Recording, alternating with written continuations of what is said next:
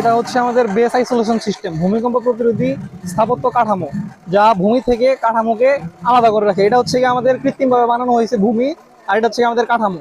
এই ভূমিকম্পের সময় এই বিশেষ বিয়ারিং এর মাধ্যমে এটা আমাদের এই কাঠামোকে আলাদা করে রাখে, যার মাধ্যমে ভূমিকম্প যখন হয় কাঠামোতে আমাদের কোনো কোনো প্রকার লোড পড়ে না। ভূমিকম্পের সময় আমাদের কাঠামোর উপর থেকে একটা চাপ প্রয়োগ হয়। ওই চাপটা এই এই বিশেষ বিয়ারিং যেটা এটা আমাদেরকে মানে প্রতিরোধ করে কাঠামোকে মানে স্থিতিশীলতা বৃদ্ধি করে। তো এখানে আমাদের তিন ধরনের বিয়ারিং ব্যবহার করা হয়। ইলাস্টোমেরিক বিয়ারিং ব্যবহার করা হয়, স্লাইডিং বিয়ারিং ব্যবহার করা হয়। ওই ক্ষেত্রে এটা 8 মাত্রা ভূমিকম্প স্বাভাবিকভাবে প্রতিরোধ করতে পারবে, এর থেকে যদি বেশি হয় ওই ক্ষেত্রে প্রতিরোধ করার জন্য এটা সক্ষমতা রাখে। আর এটা হচ্ছে মূলত ব্যবহার করা হয় ভূমিকম্প প্রবণ এলাকাতে। জাপানে এটা বাস্তবায়ন হয়েছে, কিন্তু আমাদের বাংলাদেশে বাস্তবায়ন হয় নাই। এটা ভূমিকম্প প্রবণ এলাকাতে ব্যবহার করা যায়, বাংলাদেশের পার্বত্য চট্টগ্রাম, ঢাকায়, তারপর হচ্ছে আপনার সিলেটে এগুলা ব্যবহার করা অতি জরুরি। সরকারের প্রতি বিনীত নিবেদন থাকবে যে উন্নত বিশ্বে যেহেতু এই প্রকল্পটা মানে বাস্তবায়িত হয়েছে, তো আমাদের বাংলাদেশেও যেন, যেহেতু বাংলাদেশ ভূমিকম্প প্রবণ একটা অঞ্চল, তো এর প্রেক্ষাপটে আমরা যেহেতু এই প্রজেক্টটা হাতে নিছি, আমরা সরকারের কাছ থেকে সর্বোচ্চ রেসপন্স মানে চাই।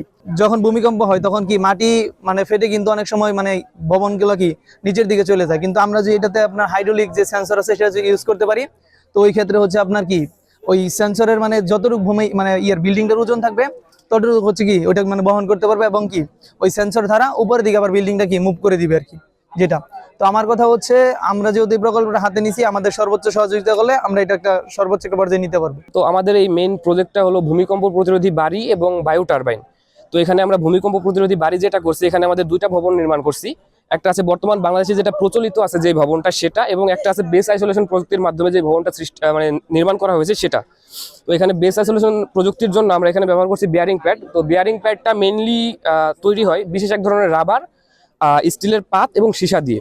তো যে স্টিলের পাতটা ব্যবহার করা হয় সেটা বিল্ডিং এর লোড বা বিল্ডিং এর যেই ওজনটা আছে সেটা বহন করে, এবং যেই রাবার এবং সীসাটা ব্যবহার করি সেই রাবার এবং সীসা হলো যে ভূমিকম্পের কম্পনটা আছে কম্পনটা শোষণ করে।